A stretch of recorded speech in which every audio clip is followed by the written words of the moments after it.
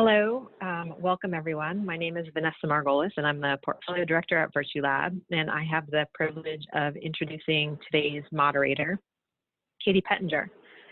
Katie Pettinger's career has been focused on helping the transfer of important technologies from the lab to the marketplace. She has several years of experience in technology transfer and currently holds dual roles as Managing Director of Gadgetol Labs, a SBIR-funded startup working on scaling up a natural sunscreen, and Impact Catalyst for Oregon State University, where she helps faculty members get the funding and training they need to get their technologies out into the world. Katie has a Bachelor of Science in Business Marketing and an MBA from Oregon State University. Thanks, Vanessa. Hello, everyone. Thanks for joining this session today. So today we're going to be learning how to partner with and build off the great work of our national labs who are carrying the torch when it comes to developing clean technologies. And we'll be talking about how to get federal funding for tech R&D from national sources like SBIR and STTR grants. Obviously, 2020 has been a pretty stressful year for everyone, especially entrepreneurs and small businesses. And we really believe that understanding the opportunities to access these federal and national support resources is more important than ever. So we're going to kick off by talking with NETL. So we'll actually be talking with 3 different sets of panelists. So first we'll be talking with James Ferguson and David Allman from the Department of Energy's National Energy Technology Lab. And then after that, we're going to learn about SBIR and STTR opportunities from Leon Wolf. And then lastly, we'll hear from 2 tech CEOs in Oregon, Paul King and Naya Zarate, who have successfully applied for several SBIRs. And immediately following the event, you'll have the chance to join breakout sessions with all of these panelists. So if you have really great burning questions that you really want to dig into, keep that in mind as we go through today's session. And then, of course, if you have questions throughout the session, if you have questions for the panelists, there's a little Q&A tool, so you can use that via Zoom. So, okay, let's go ahead and get started. So while I introduce Dave and James, if you want to pull up your slides, it would probably be a good idea. So Dave Allman here, he is the Associate Director for Materials Engineering and Manufacturing at the Department of Energy's National Energy Technology Lab, right here in Albany, Oregon. So if you didn't know, we actually have an NETL, or a Department of Energy National Lab, in our backyard.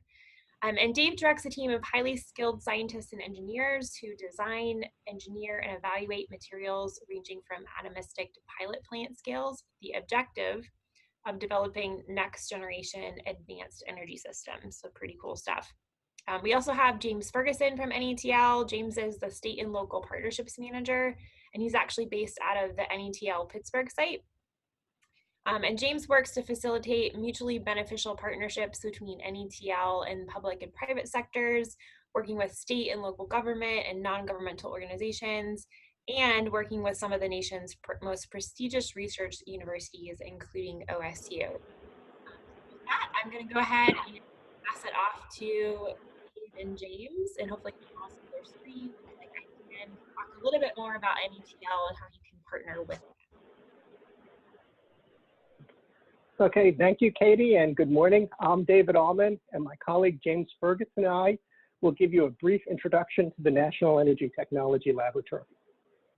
NETL is a laboratory within the U.S. Department of Energy that produces technology solutions to America's energy challenges.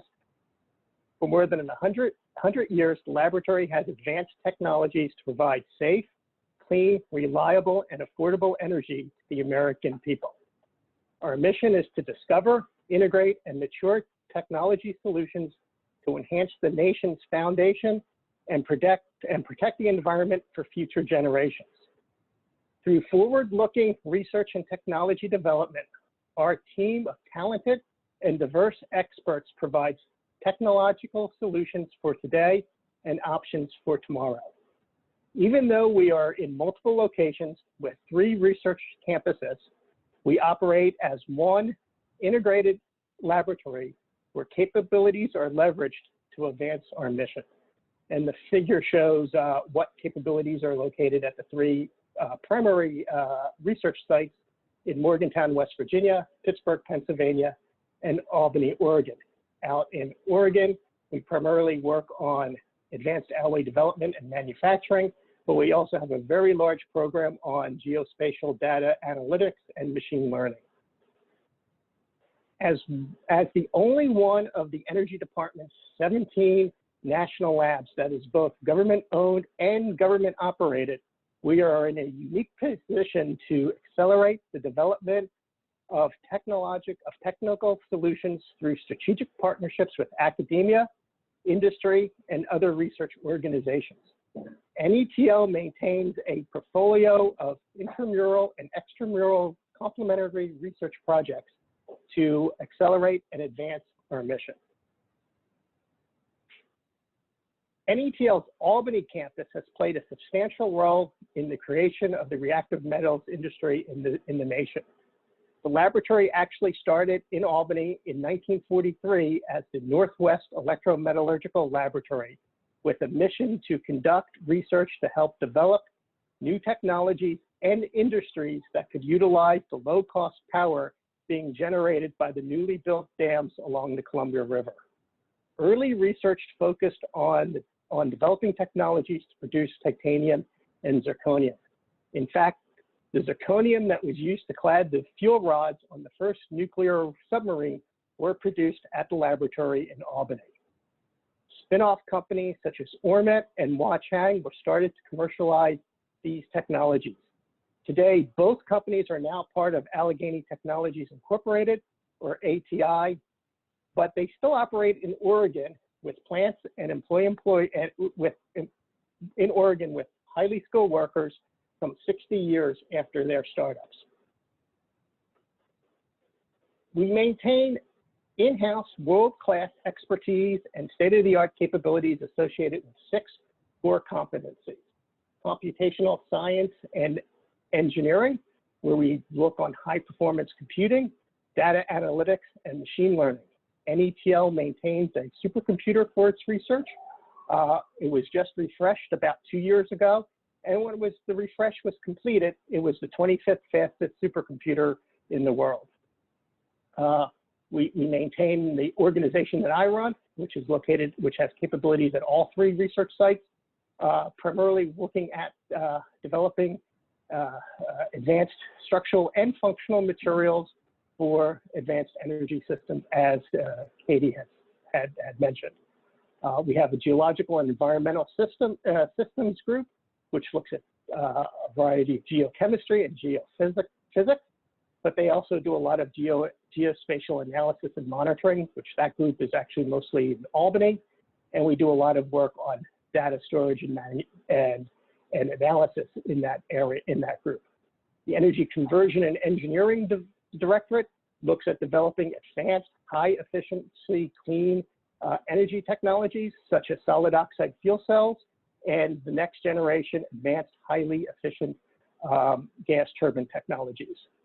Our Systems and Engineering and Analysis group works to develop analysis and process systems to optimize plants and power generation technologies. So in configurations that are both economical and to optimize both the economics of the systems as well as their efficiencies and to generate clean energy.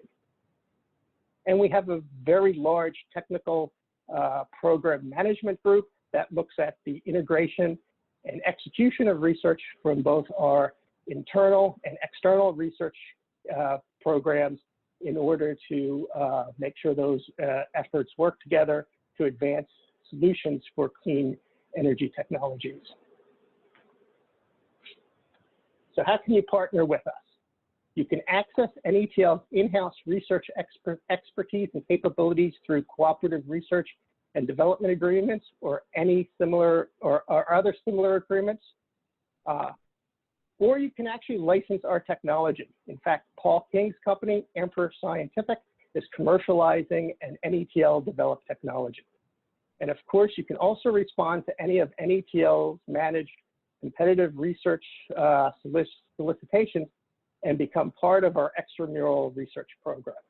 I'll now turn it over to James who will provide some more insight on these programs as well as our Small Business Innovation Research Program. James?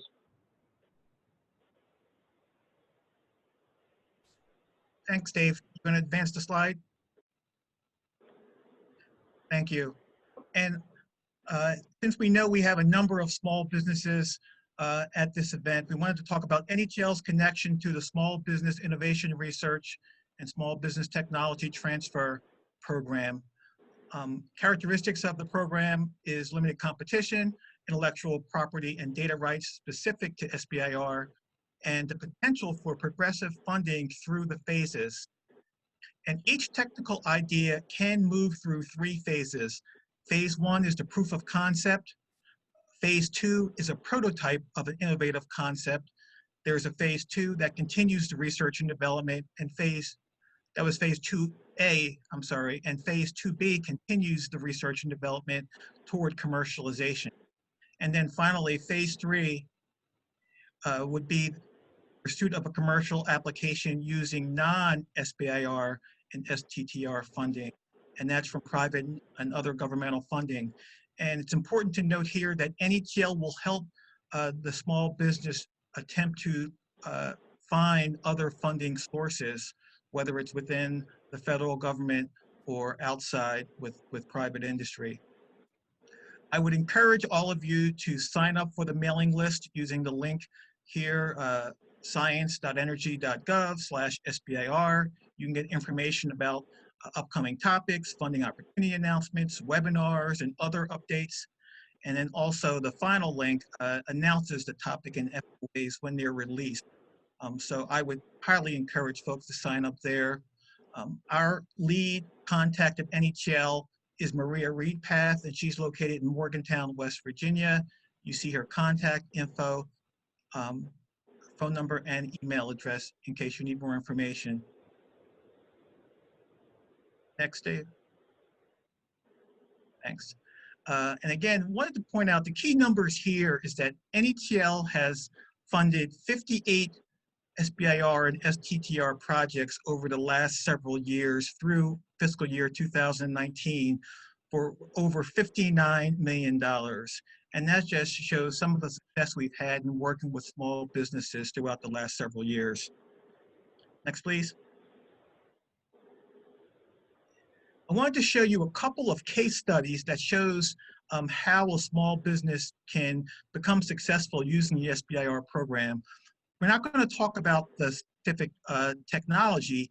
The most important thing here is that Tech4 Imaging developed 2 separate non-invasive 3D imaging center technologies for multi-phase flows and advanced energy applications. But the important thing to note is, again, they received 2 separate awards for over $4.2 million in funding. One project went through phases 2B, the second project went through 2A, and you see the quote under the graphic. DOE and NETL were critical to the success of these projects. So it's one small business that received SBIR funding and became successful in commercializing an advanced technology. Next slide. And the second case study is with Precision Combustion Incorporated, who developed a compact and efficient fuel reformer that converts fuels and natural gas into high hydrogen content syngas that fuels solid oxide fuel cells while also removing sulfur.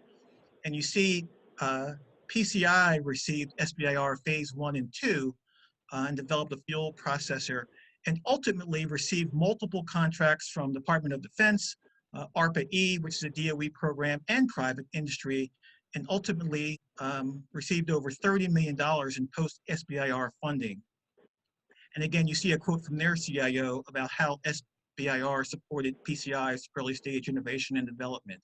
So we have several other case studies and success stories, but we don't have time to show them here, but I can definitely provide those to folks who are interested. But the point here is that NETL works with small businesses to help them not just receive SBIR funding, but seek out other funding sources to help commercialize the technologies. Next, Dave, please.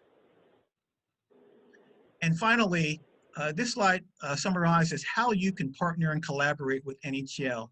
And first, a lot of organizations request a customized introductory meeting and a lab tour. Now, obviously, we're not doing lab tours now, but typically organizations would come into NHL. We'd have a meeting where we introduce you to our researchers and technology managers and really try to find out what you're trying to accomplish, what technical ideas you have, and how we can use our resources and researchers to meet your needs. And we do a lab tour of our Albany site for most of the folks on this call, where you see the facilities, again, meet the researchers and have an in-depth discussion. You can also attend NHL technical workshops, conferences, and forums. And this third one's important because we really want to encourage folks to try to partner and collaborate with NHL through our research and development program and through our agreements that Dave covered a little bit, like CRADAs, CFAs, NDAs, and others. And then again, NHL would love to partner with folks with extramural competitive funding opportunities, which are commonly known as FOAs. And finally, you can visit our website, nehl.doe.gov, for more information on everything we've discussed with more details. You can sign up for mailing lists to receive more information about funding, about programs, to look at our fact sheets and research capabilities. And finally, you can also contact Dave and I. And you see our contact information. Dave and I would love to talk to all of you either by email, by phone, and we'll also be available to talk to folks today after this session. So we appreciate your participation, and we look forward to talking and maybe initiating a collaboration with you. Thank you very much. Thanks, James. I was wondering if you could just comment briefly on how much funding each phase of the SBIR awards were. Thanks, Katie. It really depends on the category, but as you see, 58 projects, $59 million. So it's about $1 million per project, and that depends how many phases each company goes through. So it really depends, but again, you see it on average a little over $1 million per project that gets funded. Got it. Okay, and then if I'm interested in submitting an SBIR proposal, would you recommend contacting one of you or Maria first before submitting anything? I would recommend, again, signing up to get information and really reviewing the SBIR funding opportunity announcement and understanding what the technologies are that SBIR program is looking for, and maybe finding some additional partners that you might want to collaborate with. And NHL would, really love to talk to folks at some point, but I encourage you first, read the opportunity, understand the technologies, and try to make sure your technology aligns with what the funding opportunity announcement is asking for. Great, thanks, James. Okay, it looks like we have a question from the Q&A section. So the question is, what if I'm an entrepreneur looking to partner with an innovator who is how would I find the innovators to try to make a good match? You guys see that question at the bottom?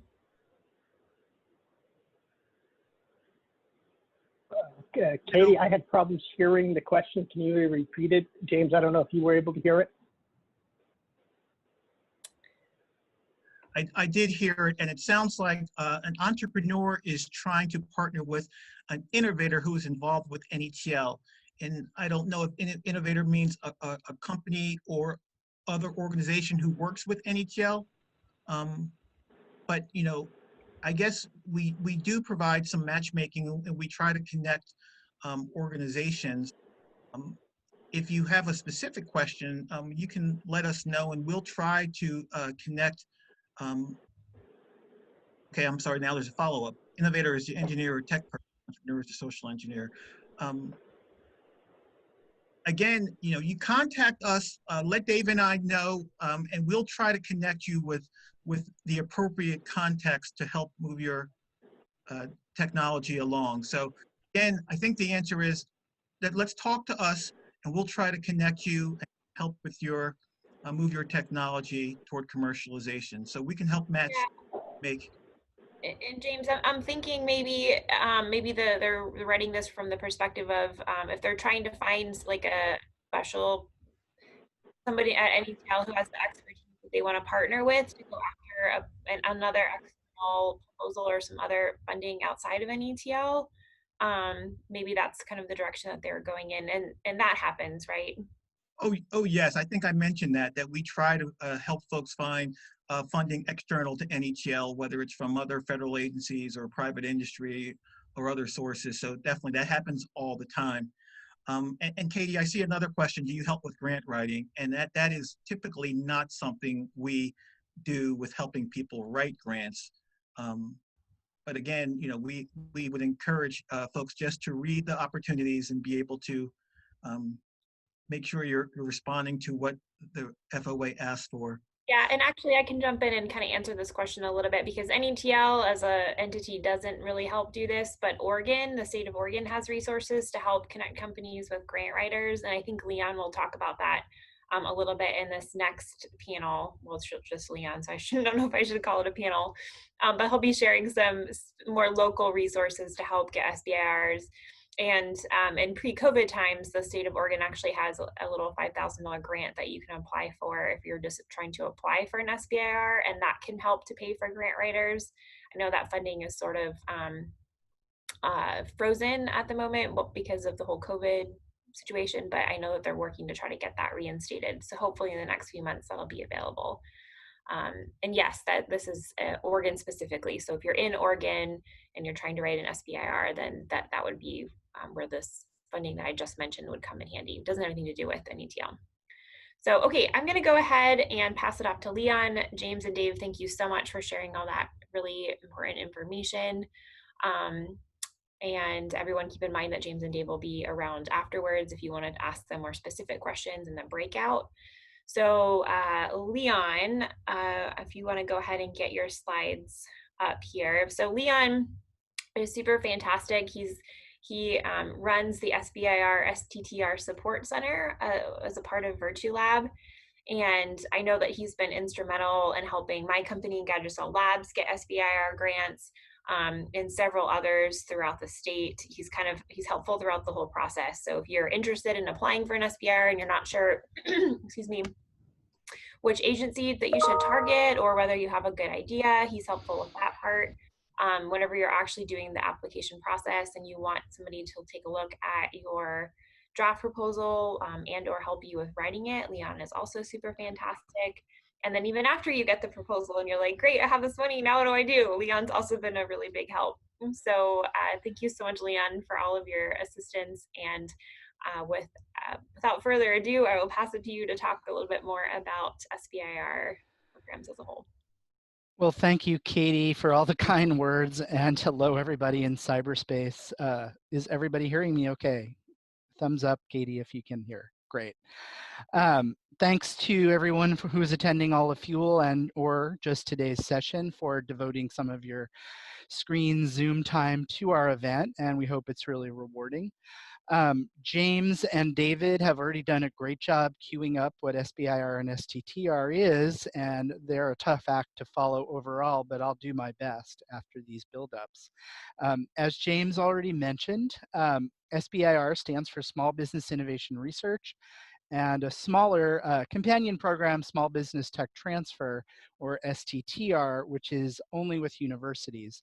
But together, the combined programs give out almost $4 billion, that's billion with a B, dollars of research and development grants or contracts specifically to small businesses. This doesn't go to universities, this doesn't go to large corporations, but it's specifically to pull technology out of a research environment and get it on a path to being commercialized so it can be in the market, seeding a high growth industry and hopefully returning the investment to the US taxpayer.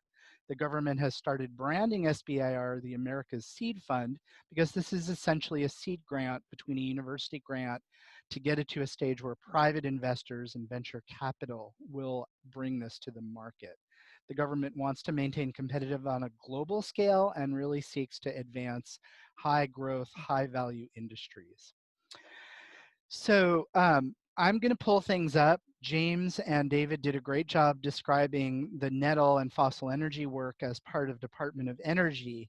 I'm going to pull this up to 100,000 feet to talk about essentially the other 10 and as well as the DOE SBIR programs across the entire federal government.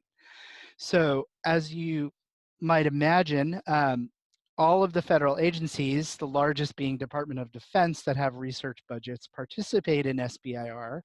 This pie chart shows the bucket of money, and again, DoD is the largest, but DOE and NSF and NASA are also very good funding sources with about $200 million annually each. To put that in perspective, the cumulative number that James referred to earlier was for several years just for a slice of that DOE number. So you can see there's a very large amount of money going around. It is highly competitive and US wide, but it is a great opportunity. So sorry, I've got to go backwards a little bit. In case some of you are new to the entrepreneurial world and are kind of wondering what it is, why we're touting this program, it's really a unique program that the government is seeding innovation in, and it's somewhat novel in that there's really no other source of funding like it, even at a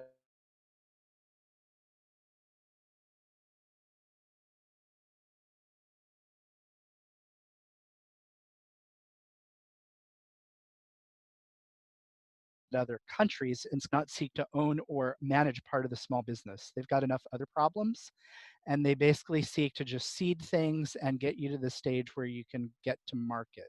There's no payment back of the money, and there's no equity stake. And there's really nothing else except friends and family that are like that. It typically funds things that are much higher risk and speculative and have never been done before. So they, unlike a VC, the agency wants to see something that's going to make a difference if they fund it and be fairly risky. They want you to get to market, they want you to succeed. But if this is a slam dunk, like a new condo project or a new brew pub, the private sector funds enough of that already, like consumer electronics. The government doesn't really want to take a stake in that. They want to get cool things to market and grow new industries. The other thing that James alluded to is that this is kind of a set aside and it's protected money for small business. The money goes directly to the business, even if they partner with the university. They don't have to compete with universities and they don't have to compete with large corporations. And that is really unique. And finally, there's some more soft, intangible benefits to SBIR, as often the first kind of real chunk of capital the small business gets. It provides an external validation by a subject matter expert, by the agency, and by potentially industry reviewers that know that this is an area that is going to potentially be commercially viable. And that validation is often a really good external credibility for a small business. And again, if you need money, it's often the only option that's out there. All right, so I already showed the pie chart, and now since this is the fuel conference, I'll sort of zoom down a little bit to the 50,000 foot level of cleantech. And as James and David just did a great job mentioning, the Department of Energy is significantly invested in seeing innovation and growth in the energy sector.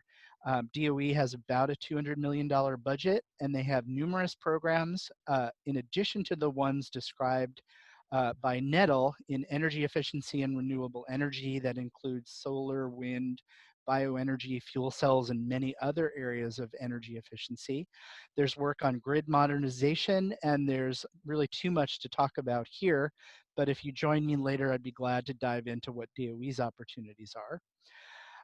National Science Foundation, which we've had great success at Virtue Lab getting funding from for Oregon companies, funds very broad topics. They don't have kind of this energy roadmap the way DOE does, but they will seed anything that looks like it's going to be commercially viable. That could include new materials technologies, environmental technologies, Internet of Things for energy applications, or AI and applications like that, new advances in solar, other photonics, and they really are a great agency to work with.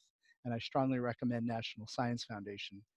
And a quick shout out to a smaller agency, USDA. We know that agriculture and food is an important part of transforming the world to a sustainable economy.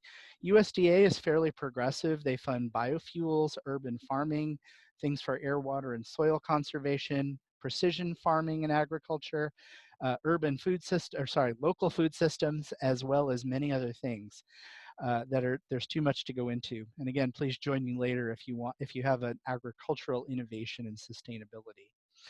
And the other agencies like Department of Defense do things for things like solar, energy efficiency, energy transactions, but they're a little bit less focused on that. And so I recommend people start at these three agencies, but as you develop expertise in federal funding, you might want to look at other things like DoD, Department of Transportation, National Oceanographic and Atmospheric Administration does a lot with wildfire tracking. Might be some funding available for things like that in the future. So anyway, there's a lot of great clean tech funding. It's part of the broader innovation ecosystem that the federal government funds, but it's certainly worth checking out. And I'm going to talk a little bit later in the Q&A about the resources available. But after that, I urge everyone to please join me if you're interested in SBIR at the networking session that starts at 12:30. You can't copy the Zoom link, but it will be pasted into the chat box later. And here's the meeting ID and passcode. And at that time, I'll also talk about some of the work, as Katie alluded to, for the free funding for Oregon companies that Virtue Lab provides for grant writing and other SBIR. So if we have time for one or two questions, I'll rely on my colleagues to look in the Q&A window. But that's all I had until the details. Thanks, Leon. Any questions for Leon about the SBIR program as a whole? Just give it a few seconds. Oops, let me. Oh, so here's my contact information. Your services, Leon. So can you elaborate a little bit more about? Sure. I mean, I'll show the slide that we're going to be talking about a little bit later, but Virtue Lab has free assistance for Oregon companies that can be one-on-one consulting, help finding a funding opportunity. We have training courses and we provide specific grant writing to companies once they find the right opportunity for them.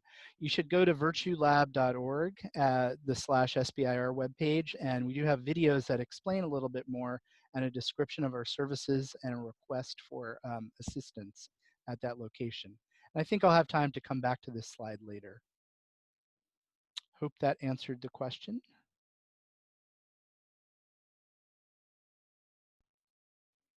I think so. Something in the chat? No, just a thank you. Okay. Well, like Leon mentioned, he'll be available right after the session, so please feel free to dive into his Zoom session afterwards. You can learn more. So Leon, thank you so much. Let's go ahead and transition it to the last panel that we have, where we'll hear directly from entrepreneurs who have actually gone after SBIR funding and been successful in receiving some. So we'll be talking with Paul King and Naya Zarate. So I'm going to go ahead and introduce them and then kick it to them to explain a little bit more about what exactly their companies are, what they've been up to. So first, Paul King.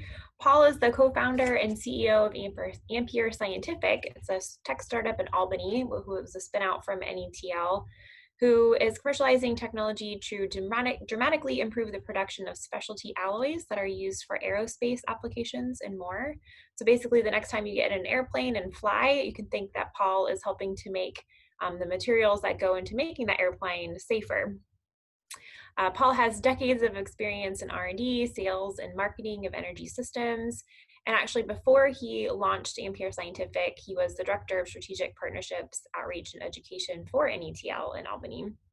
And Paul has a master's in applied mathematics and a PhD in civil, structural, and ocean engineering, which is all great, but that makes me wince because I am not a math person at all.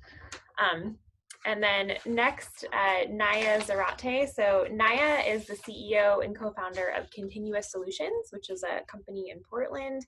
And she leads a team who is developing revolutionary electric motor designs for power-dense and cost-effective electrification of land, air, and sea crafts.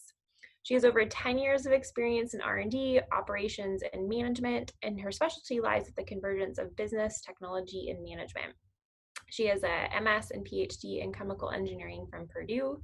She's been running her company for about 6 years now, and she just finished an executive program from the Stanford Graduate Business School. She's always looking, like most entrepreneurs, for new opportunities to learn and grow her business. So thank you so much, Naya and Paul, for joining us today. And I think we'll have, Naya, if you want to start and just explain a little bit more about Continuous Solutions and what it is that you do. Thank you, Katie. First, thanks to Virtual Lab for putting this together. It's really exciting to be on this panel. So Continuous Solutions, we are basically a group of researchers coming out of Purdue University. And the main mission before starting the company was to figure out a way to bring the academic research into the commercial sector. And upon doing some more investigation on how that works without any type of capital investments, we found the SBIR STTR program. Before the STTR SBIR, we were working with investors and other entrepreneurs to bring their technology to life. So we were functioning as a consulting group. And then we moved into developing our own technology through the SBIR STTR program or route.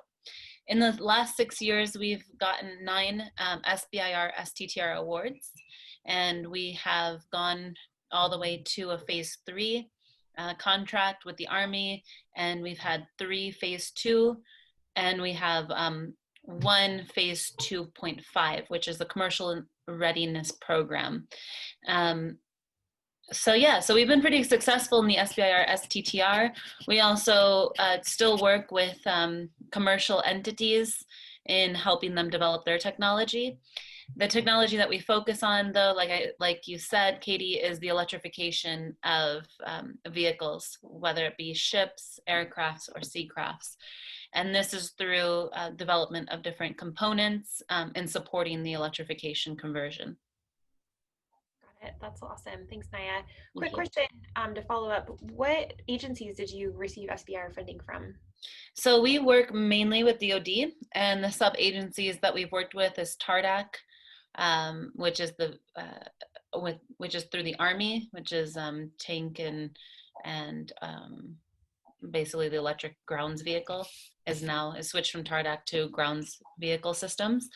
And then we have Nav Air, Nav Sea, SPAWAR, and hopefully we will get a contract with the Marines.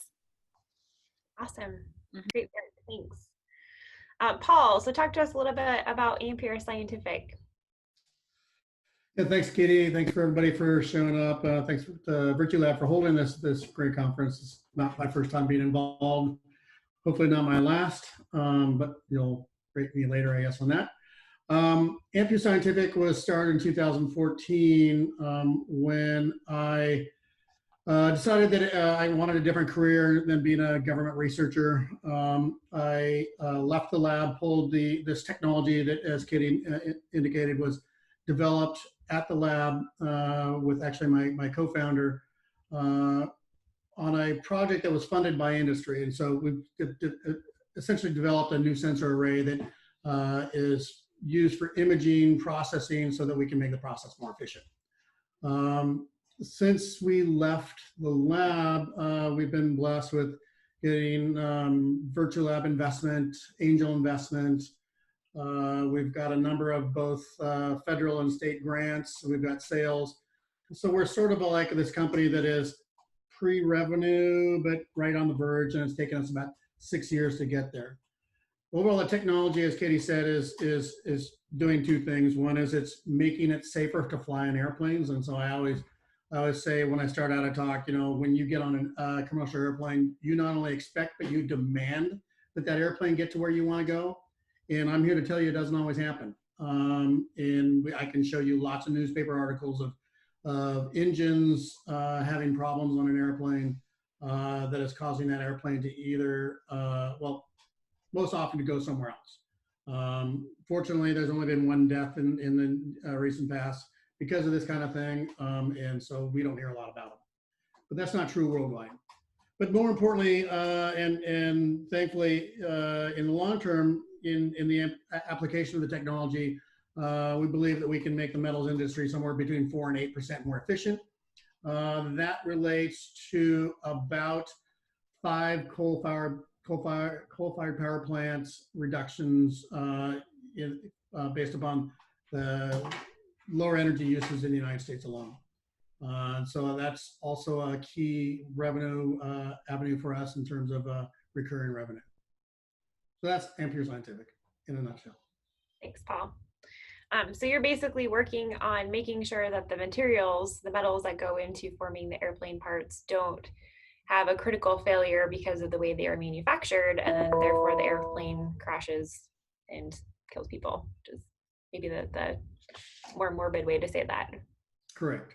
So there are recent incidences of this. You can look at an American Airlines flight out of Chicago in 2016, United Airlines flight in 1989. They suffered from defects in the base metal for parts that caused both those accidents, and you can look those up, and they're fairly drastic when you see the pictures. Not great. Okay, so thanks for that, Paul. So Naya and Paul, I mean, obviously both of you have written more than one SBIR at this point, and I'm sure you've learned things along the way from the very first time you wrote your SBIR, the first SBIR proposal, to maybe the last one that you received. So I wanted to ask you, why do you think that you were successful in getting SBIRs? Like basically, is there some sort of specific way you need to write a proposal or something specific that a lot of the agencies are looking for? Talk to us a little bit about that. Yeah, so I'll go first, Paul, if that's okay. Yep. All right, so you know, the experience of writing the grant proposals is it's pretty intense. I mean, there's a lot of time that needs to go into it, especially if it's your first time writing a grant proposal. You want to take it and approach it in a way of both a scientific merit in understanding the significance of the issue or the solicitation in which you're responding to, as well as taking it to a sales position in the sense of marketing your skill level and marketing your solution. So it's a combination of that, you know, journal writing as well as marketing material. And it's this kind of perfect balance in the way that you write it. And definitely I've learned a lot in the times that, you know, from the first time that I wrote it to just last month submitting my proposals. And each time it gets easier and easier.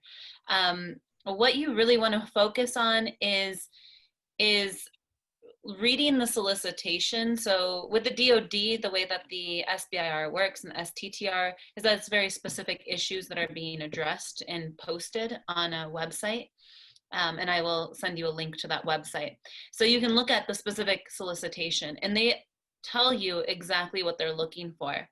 In other agencies though, like the DoD, sometimes it's very open-ended in which you need to prove the significance of the issue that you're trying to solve in the realm of whatever it may be, power engineering or, you know, fuel efficiency, whatever they're looking for. So one thing that helps a lot, and I think a lot of these agencies are looking for, is credentials. So if you are not a researcher, finding somebody to partner with that has the research background, someone with a, you know, the 3 letters after their name, the PhD, is going to help a lot in the credibility of the science that you're proposing to the agency. So partnering up with somebody who has that background and specialty. There are a lot of specific criteria, and it outlines it in the template, but also there's a lot of regulations, the federal regulations, that I would encourage people to read up on prior to submitting any type of SBIR, STTR. Yeah, I would echo a lot of what Naya said, and I'll paraphrase some of it. Pay attention to the solicitation for sure, because, you know, the agencies, except for the National Science Foundation, are looking for specific specific solutions or potential solutions for specific topics. I've put a number of solicitations in that were maybe tangential to the topic, and then they're all rejected. And so, as James Ferguson mentioned, you know, if you're looking to go through to DOE, for example, look at the topics and make sure that your solution matches with the topic area.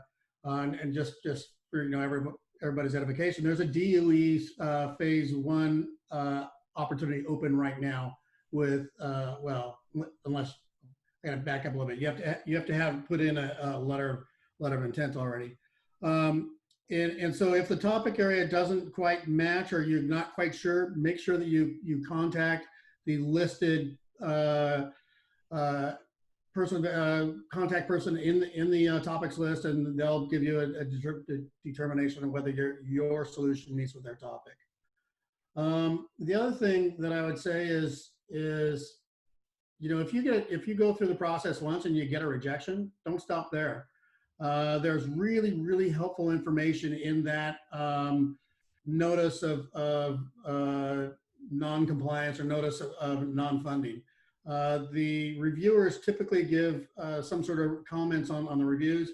Pay attention to those comments. And I say that for 2 reasons. One is the nuggets that you need for a successful resubmission are in there. So that's how you strengthen your next proposal. So I'd say that. And the other reason that happened to me is I hate to say this, but it was clear to me in reviewing the comments that the reviewers didn't read the proposal, and I pushed back pretty hard on that, and that pushback worked in my favor in that the funding agency recognized that the proposal had merit and that the reviewers didn't give it a fair shake. So pay attention to that. There are opportunities, you know, that, like I say, if you're denied the first round, but make sure you pay attention to that. The third thing I would say is look for, particularly in your first one, look for help. As Naya said, so I used Virtue Labs pretty heavily on our first 2 SBR applications, and specifically Leon. Leon's great at this. And there's a number of other tools that he has that he can bring to play that will be very helpful in wading the quagmire of documents that you have to put together for the first one, and then and for the first couple. Those are things that I think made us successful. Yeah, thanks, Paul. So Paul, you kind of already answered this, but Naya, just kicking it to you a little bit. So, well, I guess assuming that you've had an SBIR proposal that you wrote that wasn't funded, so I guess that's an assumption first. What are the top things you learned from that failure that would be helpful for the participants here? Yeah, so the number one thing is don't be discouraged. There are so many companies that are competing for this funding. And so what we do in our technique is write multiple proposals at a time. So on average, anytime there's a round of proposals that are coming out or solicitations that are coming out, we typically submit between 2 to 3 of the proposals each round, and we assume that we'll get maybe 1 or 2 of them each round that are suitable for us. I think that in terms of our denials of our proposals, it comes down to just strengthening up our proposals, asking for a what is it called? Like a recap of why it was denied, which you can do. And so they'll give you some feedback on the proposal. A couple of times it was like, you were right there, but you missed X, Y, and Z, or you were right there, but this other company had a stronger position or longer experience. So, I mean, really it comes down to the reviewer's opinion of your proposal. And so just not taking it to heart, but also trying to figure out how to strengthen the proposal as much as possible. So reaching out to the free entities to help with the proposal writing and editing is really important. Sometimes if you have the extra income, hiring somebody who's a specialist in grant proposal writing could be useful. We've never done it just because we're bootstrapping everything and we're very young. We're a very young company, so we just banked on our enthusiasm for for getting these projects and proposals. Also, with STTRs, finding a really engaged professor to work with can help a lot with the proposal writing. So, you know, STTR, you have to find a university to work with, and they get a certain percentage of the money when it comes in. But what it can do is allow for you to, number one, work with an expert in a specific area, and two, work with somebody who's written several journal articles and several areas of this topic. And so what that takes is for you to find a certain solicitation that aligns with what you're trying to achieve, and then going out and actively contacting professors that are, you know, maybe top in the world in that area of expertise, and seeing if they want to partner up with you. The benefit for them is that you are doing a lot of the legwork and they're getting funding. And for professors, funding is everything, right? So it's a really exciting way to engage with universities, and also to learn a lot more in the area of your technology that you're trying to progress. Thanks, Naya and Paul. So, okay, I think we're actually out of time, and I see that there's some questions at the bottom, but just a reminder that Naya and Paul will be available in just a few minutes for another Zoom session. So thank you so much, both of you, for Leon also, and then for NETL in participating. And with that, I'm gonna go ahead and pass it off to VirtuLab, either Vanessa or Trisha, not sure. Hey there, yeah, I'm gonna actually jump back in here. So I'm Trisha with VirtuLab. I work with both Leon and Vanessa on our entrepreneur support programs. I wanna say thank you again to all the panelists and to Katie for moderating. You're amazing.